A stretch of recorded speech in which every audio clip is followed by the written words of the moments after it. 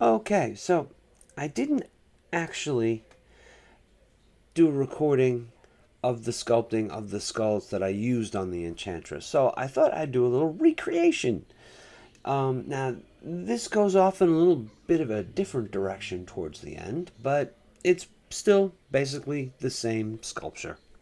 Just a little extra added details at the end.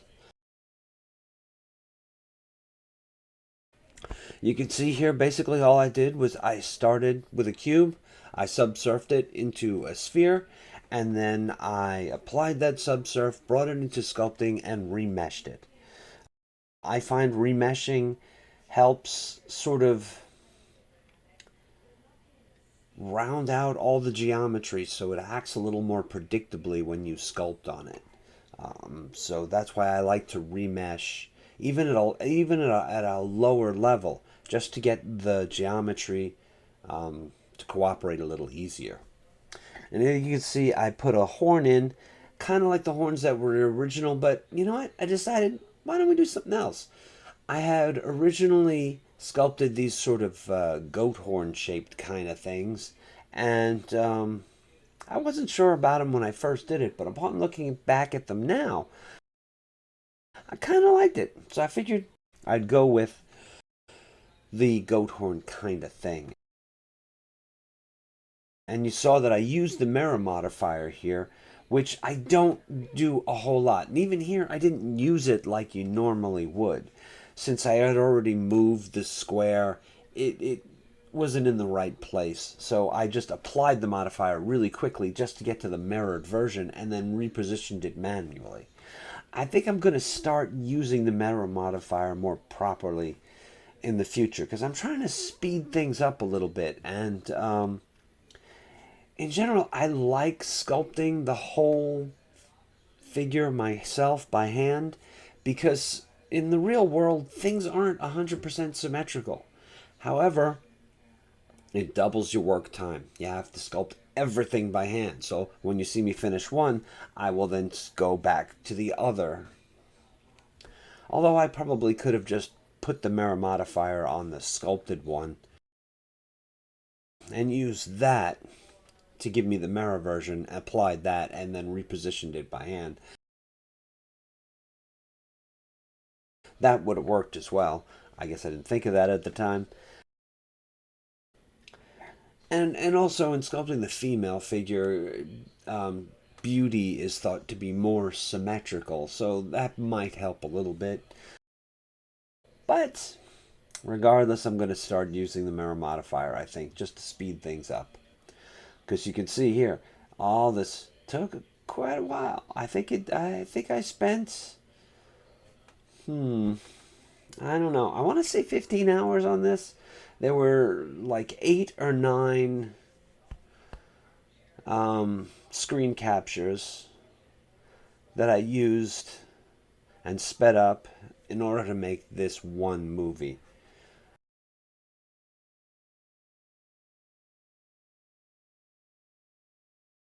And here you can see I'm doing the teeth.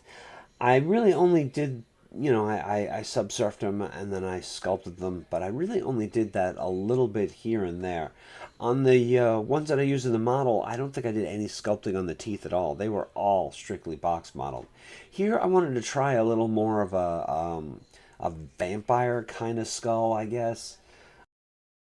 Something with sharper, pointier teeth, so I,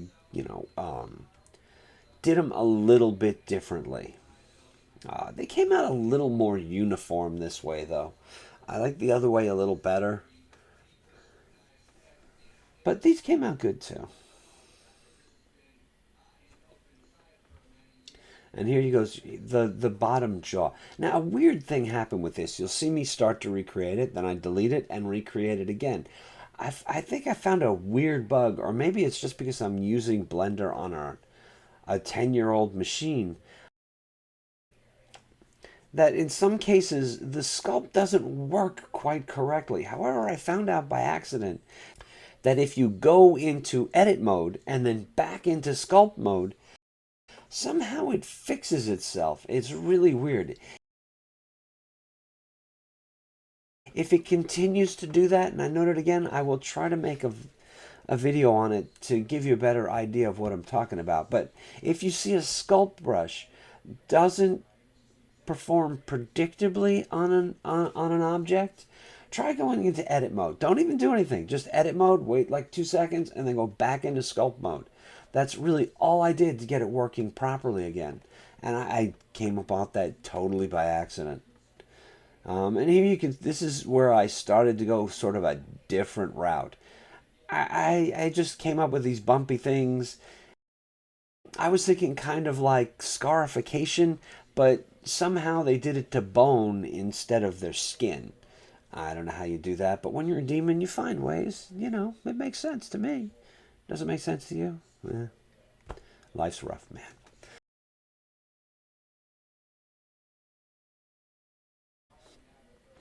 And once I did it on the chin, I started finding other places where it might work well. Here I'm just sort of deepening the nose, the interior of the nose.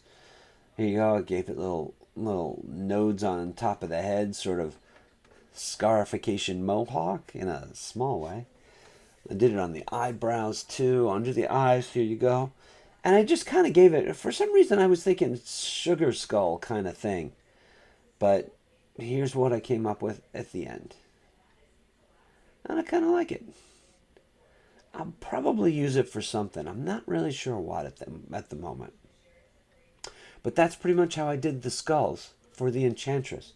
Don't forget, she's still available on Kickstarter. You can find the link in the description below. So make sure you go check her out. Oh, one quick thing I totally forgot about. I put copies of the skull I used on printables, Thingiverse, and in my Facebook group. I'll put links to that in the video description below.